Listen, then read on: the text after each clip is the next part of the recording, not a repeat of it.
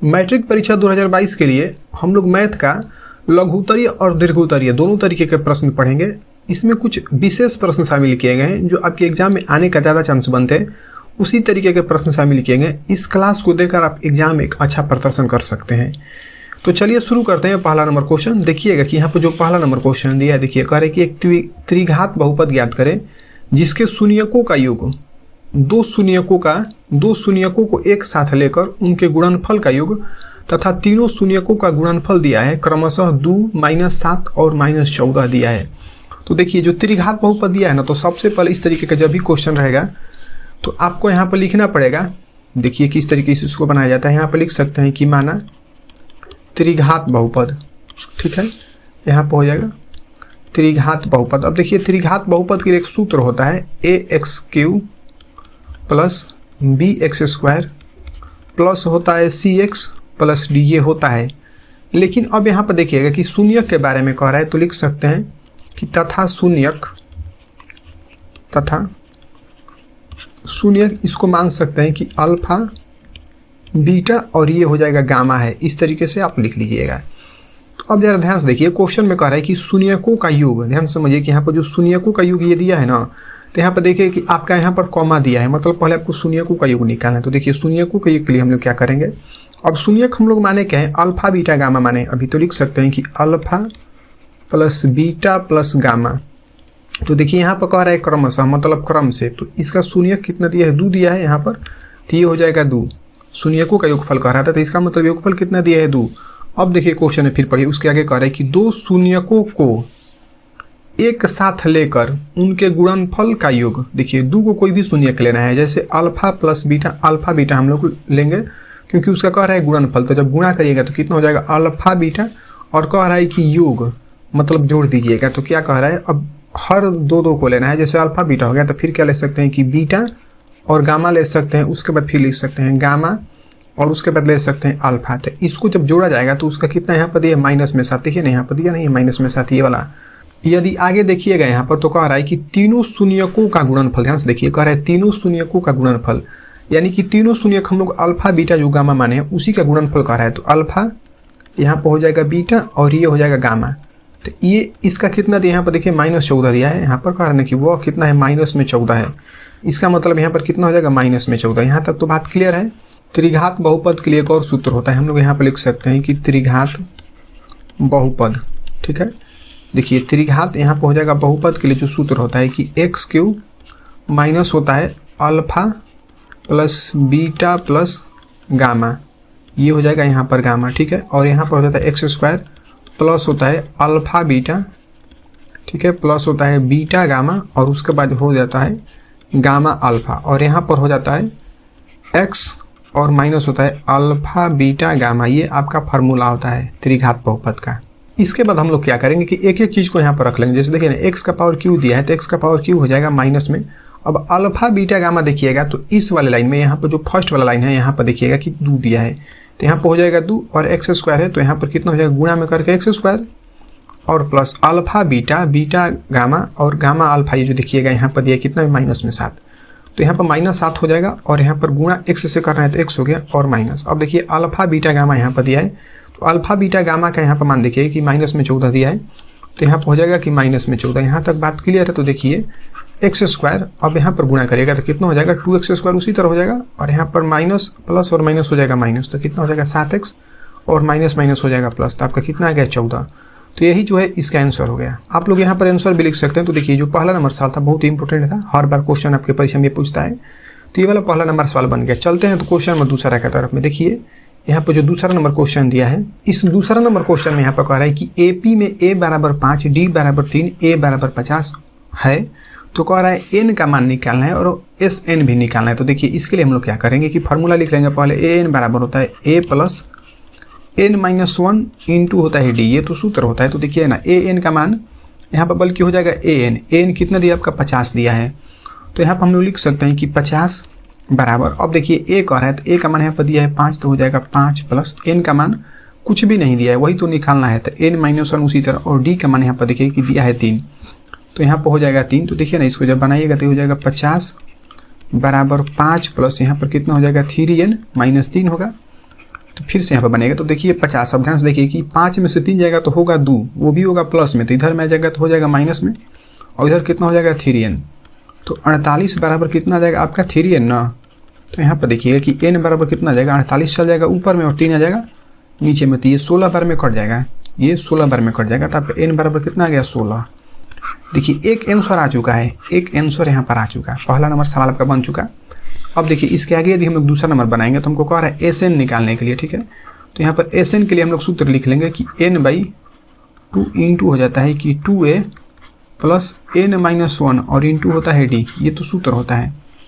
तो देखिए ना n का भी हमारा मान यहाँ पर निकल कर है 16, तो s को उसी तरह लिखकर n के जगह पर तो 16 कोई भी लिख सकता है, तो यहाँ पर भी n के जगह पर 16 बटा में 2। फिर देखिए 2 उसी तरह होगा, और a का मान यहाँ पर देखिए ना 5 दिया है कि नहीं दिया है, यहाँ पर देखिए 5 दिया है, तो 5 प्लस अब n के जगह पर हम लोग क्या लिखेंगे कि 16 माइनस 1, n के जगह पर 16 हो गया, और d का मान हमारे फिर से यहाँ पर जो दिया है 3, उसी 3 को हम लोग यहाँ पर लिख लेंगे, ठीक है। तो देखिए अब यहाँ पर कटा दीजिएगा, 2 8 16, ये 8 बार में कट जाएगा, तो यहाँ पर हो जाएगा 8 प्लस, अच्छा यहाँ पर गुणा होगा, कुछ भी नहीं तो गुणा है, चलिए देखिए यहाँ पर 5 दूनी के हो जाएगा 10। अब जरा ध्यान से देखिए कि 16 में से 1 घटेगा तो होगा 15, और 15 में गुणा करिएगा 3 से तो कितना हो जाएगा 45, तो यहाँ पर प्लस में कितना हो जाएगा 45। तो देखिए s यदि 16 बराबर आप निकाल दिए तो यहाँ पर कितना हो गया कि 8 गुणे और 45 10 हो जाएगा 55, तो गुणा करिए। देखिए s 16 बराबर आपका गया 8 5 40 और 8 5 40 और 4 44, तो यहाँ पर ये 440 में आ गया। तो एक आंसर यहाँ पर n बराबर 16 हो गया और दूसरा आंसर SN बराबर 40। तो दूसरा नंबर क्वेश्चन हो चुका। अब चलते हैं देखिए क्वेश्चन नंबर तीसरा पर। तीसरा नंबर क्वेश्चन यहाँ पर दिया है, यहाँ पर देखिए ना तीसरा नंबर में दिया है कि ABC एक समद्विबाहु त्रिभुज है जिसका कोण जो है C समकोण है। तो सिद्ध करने के लिए कह रहा है कि AB² बराबर 2AC²। ये क्वेश्चन हर साल पूछता है, इस बार भी पूछेगा, बहुत ज़्यादा चांस बन रहा है पूछने का। तो देखिए सबसे पहले कह रहा है कि एक ABC समद्विबाहु त्रिभुज है। अब कह रहा है कि जिसका कोण जो है C समकोण है। तो देखिए यहाँ से हम एक चित्र बनाएंगे, इसका जरा ध्यान से देखिएगा आप, इस तरीके से, ठीक है, यहाँ से इस तरीके से। चलिए एक त्रिभुज हो गया। तो यहाँ पर देखिए ना क्वेश्चन में कह रहा है कि ABC एक समद्विबाहु त्रिभुज है जिसमें कोण कह रहा है C समकोण है। तो यहाँ पर यदि C करिएगा तो ये कितना हो जाएगा समकोण हो जाएगा। तो यहाँ पर आप A लिख सकते हैं और यहाँ पर हम लिख देते हैं B, ठीक है। तो ABC आपका हो गया। अब आगे यदि देखिएगा तो कह रहा है कि समद्विबाहु त्रिभुज है, मतलब समद्विबाहु त्रिभुज क्या होता है कि उसमें 2 भुजा बराबर होता है, तो ये भुजा इस भुजा के बराबर है।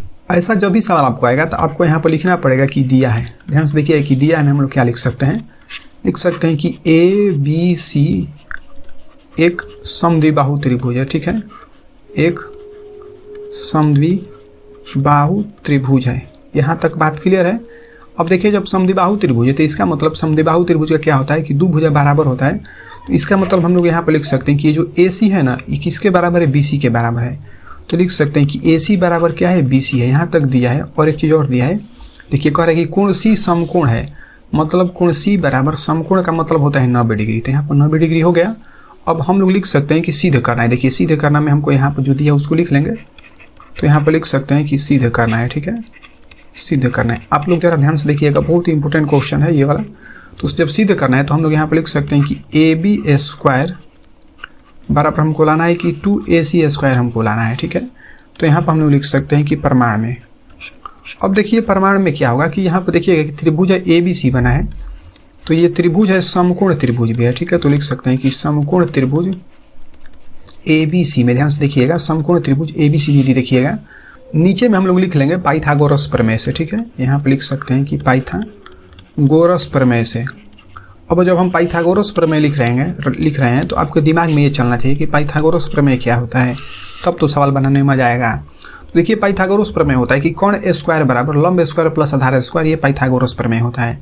तो देखिए कि कोण आपका यहाँ से ये दिया है AB, तो यहाँ पर कितना हो जाएगा कि AB² मतलब कोण स्क्वायर हो गया, बराबर होता है लंब स्क्वायर। तो लंब यहाँ पर देखिए ना AC दिया है, तो यहाँ पर हो जाएगा कि AC² प्लस होता है यानी कि आधार स्क्वायर। तो आधार यहाँ पर दिया है BC, तो यहाँ पर हो जाएगा BC का स्क्वायर। ध्यान से देखिएगा, तो यहाँ पर AB² तो उसी तरह हो जाएगा बराबर AC² भी उसी तरह लिख लीजिए प्लस। अब देखिए जो BC दिया है ना, यहाँ पर देखिए कि BC के बराबर, यहाँ पर देखिए BC बराबर क्या दिया, यहाँ पर AC दिया है, ये वाला BC बराबर AC दिया है। तो यहाँ पर जहाँ BC दिया है हम लोग AC लिख सकते हैं और स्क्वायर होता है स्क्वायर। आप लोग यहाँ पर कोष्ठ में लिख सकते हैं कि चूंकि जो अभी हम ऊपर में घेरे हैं ये वाला, इसी चीज़ को हम लोग यहाँ पर नीचे में लिख सकते हैं। AC बराबर कितना हो जाएगा कि BC, ये दिया है। तो अब जरा ध्यान से देखिए कि यहाँ पर ए बी स्क्वायर तो उसी तरह हो जाएगा और यहाँ पर बराबर एगो ए सी स्क्वायर जोड़िएगा तो आपका 2 ए सी स्क्वायर आ जाएगा। तो देखिए ना, आपको ये जो कह रहा था सिद्ध करने के लिए यहाँ पर ये तो आ चुका है, यहाँ पर आ चुका है, तो लिख सकते हैं कि प्रूव्ड। तो ये वाला सवाल आपका पूरी तरीके से बन चुका है। अब इसको हम कर देते हैं इरेज, क्योंकि इसका जरूरत आप लोग गोल गोल मत घेरिएगा परीक्षा में। तो चलिए देखिए ये वाला जो है सवाल आपका दूसरा नंबर बन चुका। अब हम लोग चलेंगे आगे क्वेश्चन नंबर तीसरा पर, ठीक है। तो देखिए क्वेश्चन नंबर तीसरा आप लोग के, अच्छा तीसरा ही हम लोग पढ़े थे, तो चौथा नंबर क्वेश्चन चलते हैं। तो देखिए चौथा नंबर क्वेश्चन बहुत ही इंपॉर्टेंट क्वेश्चन है। यहाँ पर जो 4 नंबर है देखिए कह रहा है कि यदि कोण ए तथा कोण बी न्यून कोण हो जहाँ कोस ए बराबर कोस बी हो, तो दिखाने के लिए कह रहा है कि कोण ए बराबर कोण बी है। देखिए इस तरीके के हम लोग जो सवाल रहता है कैसे बनाएंगे, सबसे पहले आपको यहाँ पर बनाना पड़ेगा एक चित्र। ध्यान से समझिए। देखिए यहाँ से यदि इस तरीके से आप चित्र बनाइएगा समकोण त्रिभुज, तो देखिए यहाँ पर लिख सकते हैं कि ए, देखिए क्वेश्चन में कह रहा है कि कोण ए और कोण बी समकोण हो, कोण ए और कोण बी कह रहा है न्यून कोण हो। न्यून कोण मतलब 90 से कम हो, तो इसका मतलब ये हो जाएगा कि ए और बी न्यून कोण हो। इसका मतलब हमारा सी क्या हो जाएगा, समकोण हो जाएगा। तो यहाँ पर देखिए यहाँ पर हम कर सकते हैं बी और नीचे में कर देते हैं यहाँ पर सी।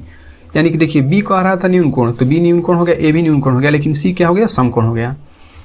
तो चलिए देखिए ऐसा जब भी सवाल रहेगा बनाने के लिए, तो सबसे पहले आप लोग देखिए ना यहाँ पर लिख रहा है कि कॉस थीटा यानी कि कॉस ए बराबर कॉस बी कह रहा है सिद्ध करने के लिए। तो हम यहाँ पर लिखेंगे यदि कॉस ए बराबर, ठीक है, तो कॉस ए बराबर यहाँ पर देखिएगा तो कॉस थीटा बराबर यहाँ पर हो जाता है आधार बटा में कोण। यहाँ पर हम लिखते हैं कि कॉस थीटा बराबर हो जाता है आधार बटा में कोण, ठीक है, ये फार्मूला हो जाता है। लेकिन यहाँ पर देखिए कि थीटा के जगह पर आपका दिया है ए, तो हमने ए लिख दिया। अब देखिए आधार इसमें देखिएगा तो थीटा के जगह पर ए दिया है। एक चीज़ आप याद रखिएगा कि थीटा के सामने की भुजा, ठीक है, थीटा के जो सामने की भुजा होती है वो हो जाती है लंब, ठीक है, और जो समकोण होता है, ध्यान से देखिए यहाँ पर कि जो समकोण होता है उसके सामने की भुजा हो जाती है कोण। अब याद ये कैसे रहेगा, क्योंकि देखिए यहाँ पर क है तो यहाँ भी कोण है, इस तरीके से आप लोग याद कर सकते हैं। देखिए यहाँ पर थीटा के जगह पर हमारा क्या दिया है, यहाँ पर ए दिया है, तो हम लोग इस ए को रखेंगे, यानी कि यहाँ पर जहाँ बिंदु जा रहा है देखिए यहाँ पर ए है, तो अब ये थीटा हो गया, तो थीटा के सामने की भुजा हो जाएगा लंब, तो ये हो गया लंब, और समकोण की सामने की भुजा होती है कोण, तो ये कोण हो गया, और ये बचा आधार। देखिए ना हम बताए हैं कि अभी cos थीटा बराबर होता है आधार बटा में कोण, तो अभी देखिए कि आधार आपका कितना है ए सी, तो यहाँ पर कितना हो जाएगा कि ए सी, और कोण कह रहे हैं तो कोण अभी हमारा आपका देखिए यहाँ पर कितना है बी सी, ए बी आया है तो यहाँ पर हो जाएगा ए बी। यहाँ तक जब बात क्लियर है तो हम लिख सकते हैं यहाँ पर कि cos ए बराबर कितना गया कि ए सी बटा में ए बी अभी नीचे में आया हुआ है, ए सी बटा में ए बी यहाँ पर देखिए ना नीचे में आया हुआ है। अब देखिए cos थीटा हो गया, तो हम लोग निकाल सकते हैं कि यहाँ पर cos थीटा यानी कि अब cos बी निकाल लेंगे। तो यहाँ पर देखिए cos बी यदि हम लिखेंगे, ध्यान समझिएगा, इसके लिए वही फार्मूला होगा आधार बटा में कोण। तो यहाँ पर देखिएगा कि अब आधार क्या होगा, जरा देखिए इसको लिए हम इसको हटा देते हैं। देखिए एक सेकंड, चलिए देखिए अब यदि हम लोग देखेंगे यहाँ पर कि cos हमको निकालना है b बराबर, तो अब देखिए कि थीटा हमारा क्या हो गया, यहाँ पर ये b हो गया, तो यहाँ पर लिखा गया है कि थीटा के सामने की भुजा जो होती है लंब होती है, तो ये लंब हो गया, और ये समकोण है तो समकोण के सामने ये जो आ रहा है ये हो जाएगा कोण, और नीचे में क्या हो जाएगा आधार, मतलब इसमें कुछ भी चेंज नहीं हुआ है। तो अब यहाँ पर देखिए कि आधार आपका कितना हो जाएगा, नीचे में दिया है BC, तो यहाँ पर हो जाएगा BC, और कोण कह रहा है तो कोण कितना हो जाएगा, यहाँ पर AB दिया है तो यहाँ पर क्या हो जाएगा AB। ये सब रफ है। अब असली चीज़ जो यहाँ पर क्या आया है निकल कर आपका BC बटा में AB नहीं आता, यहाँ पर कितना हो जाएगा कि BC बटा में AB। यहाँ तक तो बात क्लियर है। अब देखिए क्वेश्चन में यहाँ पर कह रहा है कि cos A बराबर cos B, तो यहाँ पर लिख सकते हैं कि चूँकि cos A बराबर cos B आपको निकालना है, ठीक है। तो देखिए cos A का मान आपका यहाँ पर दिया है, तो यहाँ पर लिख सकते हैं कि AC बटा में AB, ये AC बटा में AB हो गया, और बराबर देखिए कि यहाँ पर दिया है कि BC बटा में AB, तो ये लिख सकते हैं कि BC बटा में AB। यहाँ तक तो बात क्लियर है। देखिए इससे और ये AB दोनों कट जाएगा, तो यहाँ पर कितना बचेगा कि AC बराबर आपका यहाँ पर आ जाएगा BC। यहाँ तक जब बात क्लियर है तो देखिए अब चलते हैं चित्र में। देखिए ये जो AC है ना, देखिए ये जो AC है इसके बराबर क्या है BC है। तो होता क्या है कि बराबर भुजाओं के सम्मुख कोण बराबर होते हैं, यानी कि यह जो बराबर भुजा ये है BC, और जो यहाँ से है AC, ये जो दोनों भुजा यहाँ पर बराबर आया है, तो इसके सामने का ये देखिएगा तो कोण A, और ये जो AC है इसके सामने का कोण B, ये क्या होगा, दोनों बराबर होता है। कहने का मतलब ये है कि बराबर भुजाओं के सम्मुख कोण बराबर होते हैं, तो यहाँ पर क्या हो जाएगा कि कोण A बराबर हो जाएगा कोण B। तो यही हमको यहाँ पर कह रहा था दिखाने के लिए कि इसको कह रहा है सिद्ध करने के लिए। तो ये वाला आपका सवाल यहाँ पर बन चुका है, तो ये सवाल आपका हो गया प्रूव। अब क्या करेगा कि देखिए परीक्षा में आपको इस सब चीज़ को नहीं लिखना है, इस सब चीज़ को नहीं लिखना है, और इसको भी नहीं लिखना है। इस तरीके से आपको चित्र में कुछ भी नहीं करना है, बस हम समझाने के लिए ऐसे किए तो इसको हम कर देते हैं इरेज, ठीक है।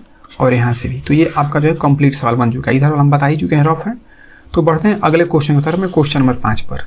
देखिए 5वां नंबर जो क्वेश्चन दिया है यहाँ पर 5वां नंबर क्वेश्चन में कह रहा है कि 3 लगातार संख्याओं के वर्गों का योग 110 है, तो कह रहा है कि उन संख्याओं को ज्ञात करिए। ऐसा सवाल जब भी आएगा बनाने के लिए तो सबसे पहले आप यहाँ पर लिखिएगा कि माना।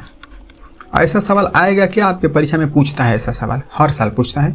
देखिए ना, कह रहा है कि 3 लगातार संख्या, तो मान सकते हैं कि माना जो है पहली संख्या बराबर हो जाएगा x। अब यहाँ पर मान लेते हैं कि दूसरी संख्या बराबर मान लेते हैं, लगातार कह रहे थे वो x है, देखो क्या हो जाएगा x+1। और जो तीसरी संख्या होगा, ठीक है, तीसरी संख्या बराबर कितना होगा कि x+2 होगा, क्योंकि एक एक बढ़ रहा है तभी तो हम 3 संख्या पर जाएंगे। देखिए हम लोग यहाँ पर लिख सकते हैं कि प्रश्न से, ठीक है, प्रश्न से। तो देखिए क्वेश्चन में कह रहा है कि 3 लगातार संख्याओं के वर्गों का योग, यानी कि वर्ग करके तब जोड़ना है। देखिए यहाँ पर जो x है x का स्क्वायर कर लीजिए, और यहाँ पर जो x+1 है इसका भी स्क्वायर होगा, और इसका कह रहा है वर्ग, तो वर्ग हो गया। और यहाँ पर जो दिया है कि x+2, तो इसका भी हो गया वर्ग। यहाँ तक तो बात क्लियर है। अब कह रहा है कि योग के बारे में कह रहा है, तो योग इसका करिए, योग हो गया। तो इसका योग कितना दिया 110, यहाँ तक तो बात क्लियर है। तो देखिए यहाँ पर जब बनाइएगा तो ये कितना हो जाएगा कि x² प्लस होता है। अब यहाँ पर देखिए a+b का होल स्क्वायर पर करिएगा तो a² प्लस हो जाता है 2ab, तो 2, अब a का मान दिया है 1 और b का मान है यहाँ पर 1, तो 2ab प्लस होता है b² मतलब 1 का स्क्वायर, फिर हो जाएगा कि x² मतलब a का स्क्वायर प्लस 2ab, तो 2, अब a का मान यहाँ पर हो जाएगा x और b², 2ab, तो b का मान यहाँ पर 2 दिया है और प्लस होता है b², यानी कि 2 का स्क्वायर हो जाएगा। यहाँ तक तो बात क्लियर है। और बराबर में जो 110 दिया 110 उसी तरह हो गया। जरा ध्यान से देखिएगा, बहुत ही इंपॉर्टेंट क्वेश्चन है। देखिए अब सबको जोड़िए, यहाँ पर x² 2 हो गया और यहाँ पे 3 हो गया, तो यहाँ पर कितना हो जाएगा कि 3x² हो जाएगा। लेकिन यहाँ पर देखिए कि 2 में x से गुणा करेगा तो 2x आएगा, और यहाँ पर गुणा करेगा तो कितना हो जाएगा 4x, तो 4x यहाँ पर 2x यहाँ पर, तो कितना हो जाएगा 6x ना, तो यहाँ पर हम 6x लिख देते हैं, ठीक है। प्लस अब देखिए कि ये 2 का स्क्वायर करेगा तो कितना आएगा 4, और यहाँ पर 1 है तो 1 का स्क्वायर करेगा तो 1 ही आएगा, तो यहाँ पर 4 और ये वाला 1, तो कितना हो जाएगा 5, बराबर ही आ गया आपका 110 जो इधर में दिया है। तो अब जरा इसको ध्यान से देखिएगा कि यहाँ पर जो 3x² है ना प्लस 6x और प्लस 5, ये जो माइनस में प्लस में 110 है तो इधर में आएगा तो माइनस में हो जाएगा, बराबर हो जाएगा 0। तो देखिए यहाँ पर जब 3 को बाहर निकालिएगा कॉमन करिएगा तो कितना हो जाएगा x² प्लस 3 दूनी के 6, और यहाँ पर आप घटाइएगा तो कितना हो जाएगा कि 105 होगा। तो 105 में अब फिर गुणा करिएगा, 3 से भाग करिएगा तो कितना हो जाएगा कि 35, तो यहाँ पर हो जाएगा 35 बराबर 0। यहाँ तक बात क्लियर है। तो देखिए अब यहाँ पर क्या करिएगा कि x² प्लस में 2x और माइनस में हो जाएगा 35 बराबर 0। अब देखिए ये जो 3 यहाँ पर गुणा में है तो इधर में आ जाएगा, तो ये भागा में हो जाएगा, तो यहाँ पर आ जाएगा नीचे में, ठीक है। अब जरा इस चीज़ को देखिए कि हम इसका गुणनखंड निकालेंगे तो कितना हो जाएगा कि x²। अब यहाँ पर हम कर सकते हैं कि प्लस में 7x और माइनस में 5x करेंगे तो 7 5 35 होता है, और घटाएंगे तो कितना आ जाएगा 2 आ जाएगा हमारा प्लस में, और माइनस में इधर 35 दिया है, और 0/3 मतलब क्या आ जाता है लड्डू, मतलब सन्नाटा है, यानी कि 0। तो देखिए अब यहाँ पर x को बाहर निकालिएगा तो यहाँ पर कितना हो जाएगा कि x बाहर निकलेगा तो x बचेगा, और प्लस कितना हो जाएगा 7 माइनस 5 को बाहर निकलेगा तो कितना हो जाएगा कि x माइनस माइनस हो जाएगा प्लस, तो यहाँ पर 5 7 35 बराबर हो जाएगा 0। तो देखिए ना कि x माइनस 5 आ गया यहाँ पर, और एक चीज़ और आ गया यहाँ पर कि x प्लस 7 बराबर कितना हो गया 0। देखिए जब यहाँ तक हो गया तो आप यहाँ पर लिख सकते हैं इस तरीके से, देखिए यहाँ पर आप लिख सकते हैं कि x माइनस 5 बराबर यदि 0 होगा, ये क्या है x माइनस 5 बराबर यदि हम 0 लेंगे तो x बराबर कितना आ जाएगा 5। यदि इधर बनेगा तो यदि क्या हो जाएगा कि यदि यहाँ पर भी यदि लिख लीजिए तो यहाँ पर यदि करिएगा तो x प्लस 7 जो दिया है बराबर में 0 करिएगा। देखिए x बराबर कितना देगा माइनस में 7, लेकिन ये जो माइनस में है इसको हम लोग लिख सकते हैं असंभव, यहाँ पर हो जाएगा कि असंभव, यानी कि ये संख्या नहीं हो सकता है, माइनस में आ गया तो इसीलिए हो जाएगा असंभव। देखिए कि पहली संख्या यहाँ पर माने x, तो लिख सकते हैं कि पहली संख्या, ठीक है, पहली संख्या बराबर हमारा हो जाएगा 5। यदि यहाँ पर दूसरी संख्या लिखिएगा, यहाँ पर हो जाएगा कि दूसरी संख्या, तो देखिए दूसरी संख्या कितना माने x+1, तो यहाँ पर कितना हो जाएगा कि x+1, तो 5 + 1 बराबर कितना आ जाएगा 6। तीसरी संख्या ध्यान से देखिएगा कि तीसरी जो संख्या है हम लोग माने यहाँ पर x+2, तो यहाँ पर कितना हो जाएगा कि x+2, तो 5 प्लस कितना हो जाएगा 2, क्योंकि x का मान 5 है तो कितना आ गया 7। मतलब आपका आंसर क्या हो जाएगा कि 5, 6, 7 यही आपका हो जाएगा आंसर यहाँ पर। ठीक है, तो यहाँ पर हम लोग क्वेश्चन नंबर 5 तक पढ़ लिए और पढ़ते हैं क्वेश्चन नंबर 6 पर चलते हैं। देखिए तो क्वेश्चन नंबर 6 यहाँ पर दिया, बहुत ही बेहतरीन सा क्वेश्चन दिया है, इसको जरा आप ध्यान से देखिएगा। यहाँ पर जो 6 नंबर है कह रहा है के का मान ज्ञात करें ताकि तीनों बिंदु जो है संरेखीय हो। यहाँ पर दिया कि 8, 1, के -4 और 2 -5 हो, इस तरीके का दिया है। तो कह रहा है आपको के का मान निकालने के लिए। तो ऐसे सवालों को बनाने से पहले आपको लिखना पड़ेगा माना, और लिख सकते हैं कि त्रिभुज के 3 शीर्ष। अब देखिए 3 शीर्ष यही तीनों दिया है, तो लिख सकते हैं कि त्रिभुज के 3 शीर्ष। यहाँ पर लिख सकते हैं कि जो बिंदु में क्या दिया है ए, यहाँ पर हो जाएगा कि ए, एक सेकंड देखिए इस तरीके से इसको इरेज कर देते हैं। तो यहाँ पर हो जाएगा कि बिंदु ए, और उसके बाद जो यहाँ पर क्वेश्चन में दिया ना फर्स्ट में 8 और 1, तो यहाँ पर 8, 1। उसके बाद बी में लिख सकते हैं कि के -4 और सी में जो यहाँ पर दिया है कि 2 -5। ठीक है, 2 -5 है। अब देखिए क्वेश्चन में कह रहा है कि तीनों बिंदु संरेखीय है, तो लिख सकते हैं कि चूंकि तीनों बिंदु, ठीक है, तीनों बिंदु संरेखीय है। अब देखिए जब तीनों बिंदु संरेखीय है तो होगा क्या कि त्रिभुज का क्षेत्रफल, ठीक है, त्रिभुज का क्षेत्रफल क्या होगा, 0 होगा। आप लोग याद रखिएगा कि जब कोई कहेगा त्रिभुज तीनों बिंदु संरेखीय है तो त्रिभुज का क्षेत्रफल कितना हो जाएगा, 0 होगा। तो क्षेत्रफल बराबर हम लिख दिए कितना, 0। अब यहाँ तक हो गया तो लिख सकते हैं हम लोग कि त्रिभुज ABC का क्षेत्रफल निकालना है हमको। तो त्रिभुज ABC का क्षेत्रफल लिखेंगे तो इसके लिए एक फार्मूला हो जाता है। यार आप ध्यान से देखिएगा कि यहाँ पर 1/2 करके, यहाँ पर देखिए फार्मूला तो बहुत होता है, इसका निकालने का एक ही फार्मूला है, लेकिन हम लोग इसको दूसरे तरीके से लिखेंगे जिसको आप लोग को याद करने की जरूरत नहीं पड़ेगा। जैसे देखिए यहाँ पर हम लिख देते हैं x1 कोष्ठ बंद करते हैं, देखिएगा आपको याद हो जाएगा एकदम आराम से। तो यहाँ पर हम लिखते हैं x2, फिर कोष्ठ बंद, फिर यहाँ पर लिखेंगे x3। ये फार्मूला होता है, यहाँ पर x3 हो जाएगा और ये वाला बल्कि नहीं होगा, ये कोष्टक नहीं होगा। ठीक है, तो चलिए देखिए यहाँ पर हो जाएगा कोष्ठ में, और यहाँ से देखिए अब होता क्या है कि 23, 31, 12 का हम लोग प्रयोग करेंगे। देखिए 23 क्या होता है कि यहाँ पर 2 लिखिएगा और यहाँ पर y3 करिएगा, तो ये नीचे वाला जो है उसी को हम बोलते हैं 23। वही उसी तरह यहाँ पर हो जाएगा कि 31, मतलब यहाँ पर 3 और यहाँ पर y1, तो यानी 31 हो गया जो नीचे में एक है। अब होता है 12 यानी कि 1 और यहाँ पर हो जाएगा 2। तो देखिए है ना आसान, 23, 31, 12 हो गया। तो अब देखिए इसको बनाने के लिए कह रहे हैं त्रिभुज का क्षेत्रफल, तो हम लोग यहाँ पर लिखे हैं त्रिभुज का क्षेत्रफल 0। तो यहाँ पर क्या हो जाएगा 0 बराबर 1/2। अब जरा एक और चीज़ समझिए कि x1 x2 कह रहा है निकालने के लिए, तो इसको जरा देखते हैं, हम दूसरे कलर से बनाने का प्रयास करते हैं। देखिए इसको हम इस तरीके से करते हैं, जैसे देखिए कि यहाँ पर x1 ये जो दिया है ना, तो x1 के लिए हम लोग देखिए यहाँ पर x1 क्या हो जाएगा कि ये जो 8 दिया है यहाँ पर 8 हो जाएगा x1। ठीक है, तो यहाँ पर हम लिख देते हैं 8, फिर कोष्ठ में। अब यहाँ पर कोष्ठ के बाद हम लोग लिखेंगे बस, अब देखिए यहाँ पर ये x1 था, ये वाला x1 है, तो ये हो जाएगा कि x2 और ये क्या हो जाएगा कि x3। तो अब देखिए x2 का मान कितना दिया है k, तो यहाँ पर हो जाएगा k कोष्ठ बंद, फिर प्लस। अब x3 का मान यहाँ पर देखिए कितना है 2 है, तो यहाँ पर हो जाएगा 2 कोष्ठ बंद, बात खत्म। अब देखिए फिर से हम लोग चलते हैं पुराने वाले स्टाइल में। तो चलिए पुराने वाले स्टाइल में यहाँ पर देखिएगा कि अब कह रहा है x1 का मान ना, x1, x2 और x3 का मान हम लिख लिए। अब कह रहा है कि y2 का मान, तो y2 को जाने से पहले देखिए कि ये हो जाएगा y1, यहाँ पर हो जाएगा कि y2 और ये हो जाएगा y3। यहाँ तक बात क्लियर है।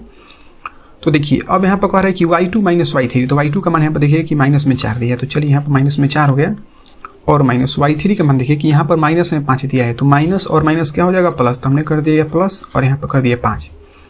फिर कह रहा है कि y3 - y1, तो y3 का मान यहाँ पर देखिए कितना दिया है -5, तो यहाँ पर हो जाएगा -5 और माइनस ये वाला, और y1 का मान यहाँ पर देखिएगा, देखिए y1 का मान यहाँ पर देखिए कितना दिया है 1 दिया है, तो यहाँ पर हो जाएगा 1।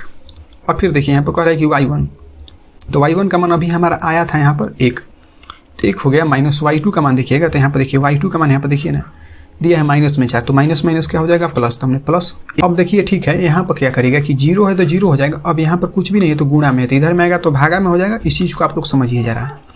अब इस चीज़ को एक बार और देखिए कि यहाँ पर जो 8 लिखा है 8 लिख दीजिए गुणा। अब -4 में से +5 को घटाइएगा तो प्लस में 1 बचेगा, तो प्लस में 1 हो गया, और प्लस यहाँ पर देखिए, यहाँ पर जब घटाइएगा तो देखिए ये तो क्या उसी तरह होगा, और माइनस माइनस हो जाएगा प्लस, तो यहाँ पर कितना हो जाएगा कि माइनस में आपका 6 हो जाएगा। इस चीज़ को ध्यान दीजिए कि माइनस में 6 हो जाएगा, और प्लस यहाँ पर देखिए कि 2 गुणे कितना हो जाएगा 4 और 1 हो जाएगा 5। तो देखिए यहाँ पर सब मिला जुला कर इधर में क्या हो जाएगा 0, जब भाग करिएगा 0 में 1/2 से, तो 0 आ जाएगा बराबर 8, और यहाँ पर देखिए प्लस और माइनस हो जाएगा माइनस, तो कितना हो जाएगा कि 6 के और प्लस कितना हो जाएगा कि 10। इसके नीचे वाला यहाँ पर बनाइएगा तो 0 बराबर अब 10 और 8 कितना हो जाएगा कि 18 माइनस 6 के हो जाएगा यहाँ पर 6 के। तो अब ये 6 के माइनस में इधर आएगा तो ये हो जाएगा कि प्लस में 6 के बराबर 18। तो यहाँ पर बनाइएगा इस तरीके से। देखिए के बराबर कितना आ जाएगा आपका 18 चल जाएगा ऊपर में, 6 आ जाएगा नीचे में, तो कटा दीजिएगा कि 6 कम 6 6 3 18। तो देखिए के बराबर का कितना आ गया 3। तो जो ये के बराबर 3 आया यही आपका हो गया आंसर। तो जो 6वां नंबर था इसका आंसर आपका कितना आ गया 3। तो देखते हैं और क्वेश्चन हम लोग पढ़ते हैं। देखिए 7 नंबर क्वेश्चन में यहाँ बहुत ही इंपॉर्टेंट सा क्वेश्चन आ गया 7 नंबर। इस क्वेश्चन में कह रहा है सिद्ध करना है कि 1 प्लस सेक ए बटा में सेक ए बराबर साइन स्क्वायर थीटा बटा में 1 माइनस कॉस ए आपको कह रहा है सिद्ध करने के लिए। तो हम लोग क्या करेंगे कि RHS लिख लेंगे यहाँ पर, यानी कि RHS वाले को हम लोग बनाएंगे तो LHS वाले को लाएंगे, यानी कि RHS वाले बनाकर LHS को लाएंगे। देखिए RHS में जो दिया है लिख लीजिए कि साइन स्क्वायर ए और बटा में 1 माइनस कॉस ए, ये आपका दिया है। देखिए इसके लिए एक फार्मूला आपको काम करेगा, यहाँ पर हम लिख देते हैं कि साइन स्क्वायर थीटा बराबर हो जाता है कि 1 माइनस कॉस स्क्वायर थीटा, ये फार्मूला होता है। देखिए जहाँ पर साइन स्क्वायर ऊपर में लिखा है तो हम लोग क्या लिख सकते हैं कि 1 माइनस कॉस स्क्वायर लिख सकते हैं। तो यहाँ पर कितना हो जाएगा कि 1 माइनस कॉस स्क्वायर ए हो जाएगा और बटा में कितना हो जाएगा यहाँ पर साइन स्क्वायर ए हो जाएगा। यहाँ तक तो बात क्लियर है। तो अब देखिए क्या होगा कि यहाँ पर एक फार्मूला काम करता है। देखिए कि ये यहाँ पर कि a प्लस बी और इंटू क्या हो जाता है कि a माइनस बी बराबर क्या हो जाता है ए स्क्वायर माइनस बी स्क्वायर, ये फार्मूला होता है। तो इसी फार्मूला पर यहाँ पर कुछ भी नहीं दिया तो हम लोग 1 लिख सकते हैं, यहाँ पर स्क्वायर लिख सकते हैं। तो आप लोग समझ चुके हैं तो इसीलिए हम इसको हटा भी देते हैं। तो अब देखिए क्या करेंगे कि यहाँ पर एक बार इसको प्लस में एक बार माइनस में लिख लेंगे तो 1 प्लस कितना हो जाएगा कि कॉस ए और इंटू कितना हो जाएगा कि 1 माइनस कॉस ए। ये कैसे हो गया भाई, तो ये इसी फार्मूला के आधार पर हो गया। और बटा में जो दिया है इसको भी हम लोग चेंज कर सकते हैं। तो साइन स्क्वायर थीटा देखिए फिर से इसको चेंज कर लेंगे हम लोग, तो किस में बदल जाएगा 1 माइनस कॉस स्क्वायर में बदल जाएगा। तो यहाँ पर कितना हो जाएगा 1 माइनस कॉस स्क्वायर थीटा हो जाएगा। यहाँ तक तो बात क्लियर है।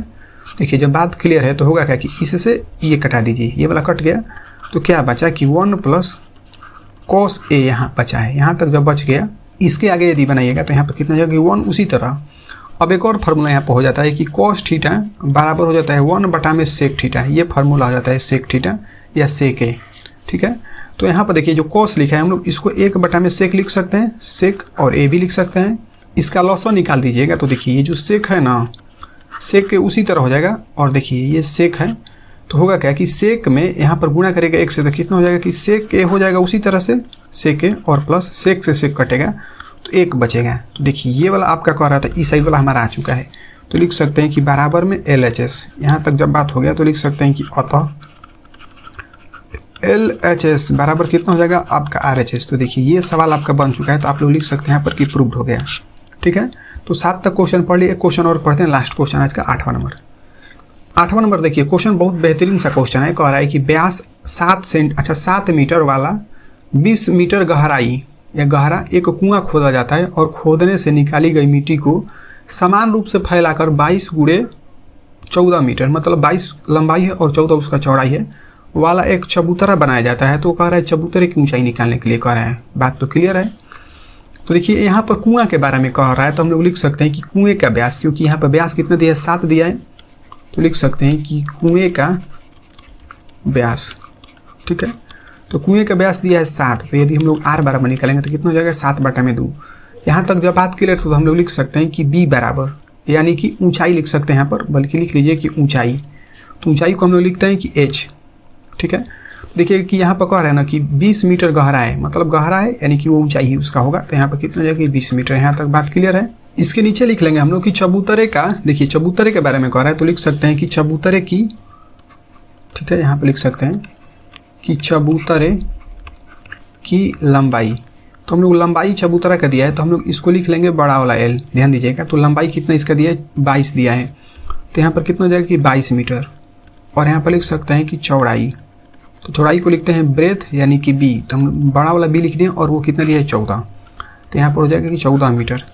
तो देखिए क्वेश्चन में कह रहा है कि चबूतरा का ऊंचाई निकालने के लिए तो लिख सकते हैं कि माना चबूतरे की ऊंचाई। ठीक है, चबूतरे की ऊंचाई, तो ऊंचाई को हम लोग लिखते हैं H। तो ऊंचाई कितना हो जाएगा, कुछ भी नहीं दिया है तो लिख सकते हैं कि माना चबूतरे की जो ऊंचाई होगा वो हो जाएगा H। और यहाँ से इसको हटा देते हैं, यहाँ पर ये लिख सकते हैं कि चबूतरे की ऊंचाई, ठीक है। तो चबूतरे की ऊंचाई बराबर हो गया h।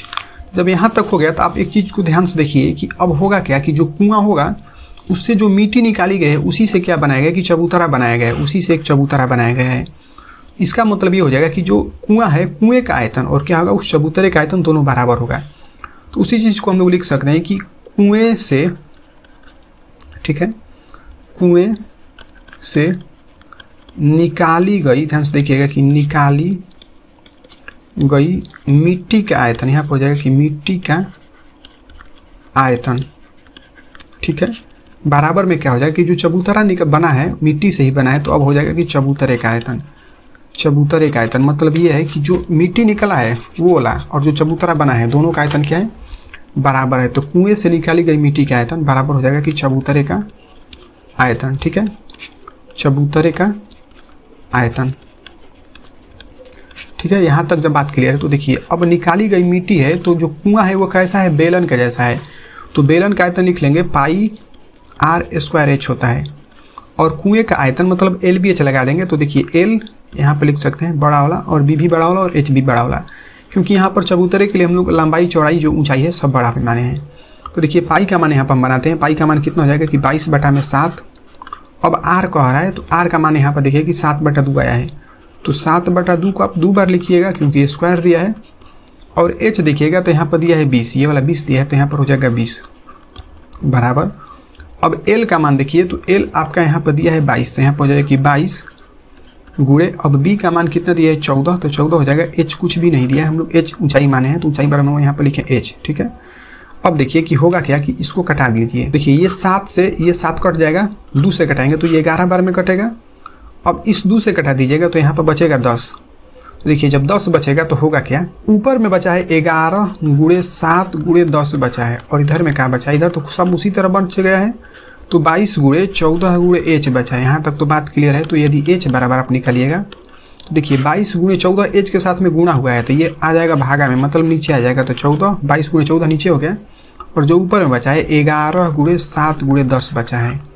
देखिए कटाइए, 11 कम 11, 11 दूनी 22, ये 2 बार में कट गया। 2 से कटाएंगे तो ये 2 5 10 कट जाएगा। अब 7 एकम 7 कटेगा, 7 दूनी 14, 2 बार में कटेगा तो यहाँ पर कितना गया 5/2। तो 5/2 का मतलब कितना हो गया कि 2.5 यानी कि 2.5 मीटर। तो ये वाला जो सवाल था ये 2.5 मीटर आपका आंसर हो गया। यहाँ पर जो 8वां नंबर सवाल था ये बन चुका है। एक काम और आप लोग करिएगा कि लाइक शेयर और सब्सक्राइब दबा कर करिएगा।